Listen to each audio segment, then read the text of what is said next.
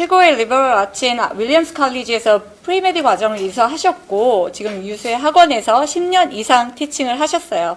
현재 저희 메이커스 어학원에서 ACT 영어를 전담하고 계신 로엔 선생님이십니다.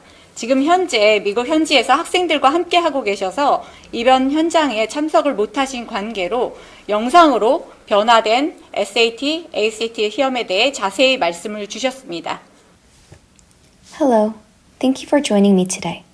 My name is Roen and I have the privilege of speaking with you about the ACT exam. Before we dive into specifics about the ACT and its evolving format, let me briefly share a little bit about myself, so you can better understand why I'm here today and what I bring to the table. I am deeply committed to providing personalized, high-level instruction that goes beyond test-taking strategies. I've had the privilege of being a part of some of the best educational institutions in the world. I bring that same commitment to excellence to my teaching. I know firsthand the challenges and pressures that come with preparing for the ACT and SAT. I deeply believe in the transformative power of education, and I understand that for many students, the road to higher education can be a daunting one. But I also know that with the right guidance, preparation, and mindset, students can not only succeed but excel in this process, and that's where I come in. All of my lectures are in English, and I approach test preparation from the perspective of someone who has lived and studied in the United States. An all-English lecture immerses students in the language in a natural, context-rich environment.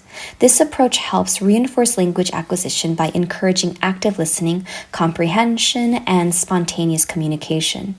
Hearing English spoken consistently aids students in developing an intuitive sense of grammar, vocabulary, and pronunciation. Over time, this method boosts confidence and fluency, enabling students to think in English rather than relying on translation, ultimately accelerating language learning and enhancing their ability to engage with English-speaking communities both inside and outside the classroom. Now let's talk about the changes you can expect with the enhanced ACT. The ACT has always been a well-established exam used by universities in the US to assess academic readiness. But like everything in education, it is evolving. The changes we'll see in the enhanced ACT will be important for students and parents to understand in order to stay ahead of the curve. The ACT is undergoing significant changes designed to make the test more manageable for students while maintaining its rigor. The number of questions on the exam is being reduced, and the overall test length will decrease from 195 minutes to 125, assuming the student opts out of the optional science section. This means students will have more time per question, allowing them to focus on accuracy and thoughtful responses rather than rushing through the test. In the math section, the number of answer choices will be reduced from 5 to 4, making the choices clearer and eliminating some of the more confusing options. The reading passages will also be shortened, helping students manage their time more effectively and reducing test fatigue. However, to balance out the scoring, a few additional harder questions will be added to the test to maintain the level of difficulty. The science section, which was previously a mandatory part of the exam, is now optional, giving students more flexibility in how they approach the test based on their strengths. In the English section, which now has 75 questions, students will have 45 minutes to complete it, giving them approximately 36 seconds per question. The math section will consist of 60 questions, and students will have 60 minutes, equating to about 1 minute per question, and so on and so forth. The ACT science section is now optional, providing students with greater flexibility in how they approach the test. If students choose to take the science section, it will be included in their score report, and they will receive both a science score and a separate STEM score. For those who opt to include the science section, the overall length of the enhanced ACT remains at 2 hours and 55 minutes. However, for students who decide to skip the science section, the exam time is reduced, allowing them to finish in 125 minutes instead. Additionally, the test price will be lower for students who do not take the science section, making the exam more affordable for those who feel they can demonstrate their academic strengths through the other sections of the test. Superscoring for the enhanced ACT will work similarly to how it has been applied to the current ACT test. Importantly, ACT officials have confirmed that superscoring will be possible for both the current and the enhanced versions of the test, and that legacy scores from the current ACT can be combined with scores from the enhanced test. The performance across all sections is comparable, so institutions will be able to rely on either version of the test to evaluate a student's abilities. This flexibility gives students the opportunity to improve their scores over time, while colleges benefit from having a more complete picture of a student's academic potential. Starting in April 2025, students who take the online version of the ACT will have their superscore calculated using the new method, which will incorporate scores from English, math, and reading. While the ACT superscore will no longer include the science section, once the changes to the composite score take effect, the score will still show the highest science and STEM score for students who choose to take the science section. The ACT is designed to assess students' readiness for college by measuring their knowledge and skills based on the high school curriculum. The test offers students the opportunity to qualify for scholarships and gain access to financial aid, making it an important part of the college admissions process. Additionally, the ACT serves as an effective tool to ensure that students are placed in the right classes in college, allowing institutions to match students with courses that align with their academic strengths. The score scale will remain from 1 to 36, maintaining consistency for all test takers. Scores from tests taken prior to the rollout of the new composite score will not change, ensuring that students' previous performances remain valid. The integrity and rigor of the ACT are preserved, as it continues to be a reliable measure that colleges use to assess applicants. Students will still have the option to choose between taking the paper or online version of the test, depending on their preference or availability. Finally, the ACT will remain a linear test, meaning it will continue to follow the same structured format without changes to the overall test design. The digital ACT testing will begin rolling out in April 2025, but it will be available only in the United States during the ACT national test dates. International digital testing will follow in September 2025. Alongside the digital format, a new timed version of the ACT with the optional science section will be introduced in paper format in September 2025 for U.S. students, though the paper test will not be available internationally. For state and district testing, the current version of the ACT will remain in use through the entirety of 2025.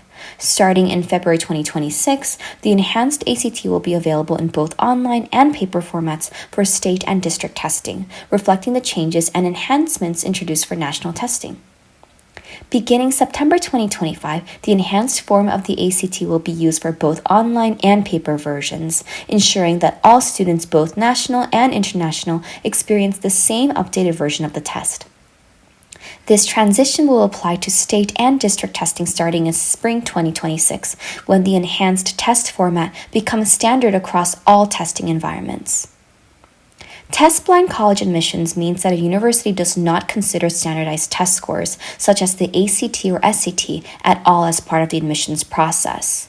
In a test-blind policy, even if a student submits test scores, the schools will not use them in their decision-making process. Test-blind policies are designed to level the playing field, especially for students who may face barriers to standardized testing, such as financial constraints or limited access to test preparation resources. In test-optional college admissions, standardized test scores such as the ACT or SAT are truly optional. This means that students can choose whether or not to submit their test scores as part of their application. However, it is important to recognize that submitting test scores can still give some students an advantage, especially if their scores are strong. For students with high scores that reflect their academic ability, submitting those scores can enhance their application and provide an additional way to stand out, especially in competitive admissions environments. On the other hand, for students whose scores are lower than they would like or who feel their test scores do not reflect their abilities, choosing not to submit them may allow their other strengths to take center stage. Test optional most likely. This table shows us a number of schools in which it is pretty likely or very likely that students who do not submit their ACT and SAT scores can still be accepted. Pepperdine University, for example, only had 21% of their accepted students that submitted scores. For these schools, less than 50% of the admitted students had submitted scores for their ACT and SAT. For example, in Boston College, only 44% of the accepted students had submitted an SAT or ACT score. Test optional possible. This list is now showing us numbers in which a majority of the accepted students had submitted scores. For example, Amherst College had 55% of their accepted students, so more than 50%, in which they had submitted scores. Swarthmore College was 54% and Vanderbilt University was 51%. For these schools, it is definitely advantageous to be submitting a competitive score. Test optional, less likely. So for these schools, it is less likely to be accepted without submitting scores. Harvey Mudd, for example, University of Virginia, Michigan State University, all of these guys had 60% or above 60% of their accepted students having submitted scores. And test optional, not likely. For these schools, including Johns Hopkins, Cornell University, Stanford, UPenn, it is unlikely for students to be accepted without having submitted competitive ACT or SAT scores. Johns Hopkins University is 55%, Stanford University 69%, and Princeton University 77% of students that were accepted to Princeton University had submitted ACT or SAT scores. This page shows us the schools or a number of the schools in which testing is required. So Georgetown University is showing 109%, which means that all of the students either submitted an ACT score, an SAT score, or both. That's why the number is able to be above 100%. MIT, it's 114%. University of Florida, 120%, and University of Georgia, 116%. It's important for students to research individual college policies and decide whether submitting their test scores is in their best interest based on their overall application strength. Even for schools that may not require the ACT, a strong score can still make your students' application stand out. As part of their ongoing research into the ACT enhancements, the ACT has compared student performance across all sections of both the legacy and enhanced versions of the test. Their analysis shows that there are no statistically significant differences in performance between the two versions at the aggregate level. This gives ACT the confidence that scores from either the legacy or enhanced test sections can be reliably used to calculate a student's composite score or superscore. In addition, new test prep resources, including a full-length practice test, will be available by early 2025. However, the ACT organization stresses that current ACT prep materials, including practice tests, remain highly effective for preparation, as the core knowledge and skills assessed by the ACT have not changed with the new enhancements. I understand the pressures that students face because I've been in their shoes. I've taken the tests myself, and I've taught countless students how to do the same. But my approach is not just about rote memorization or cramming for the test. My approach to teaching is built on understanding each student as an individual. I don't just teach test-taking strategies. I work with students to deepen their understanding of the core concepts that the ACT tests require.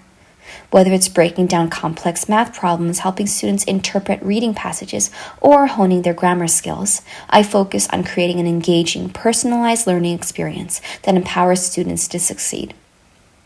The enhanced ACT test is evolving, and so too are the challenges and opportunities in higher education. But one thing remains certain. With the right guidance, students can navigate this process successfully. Thank you.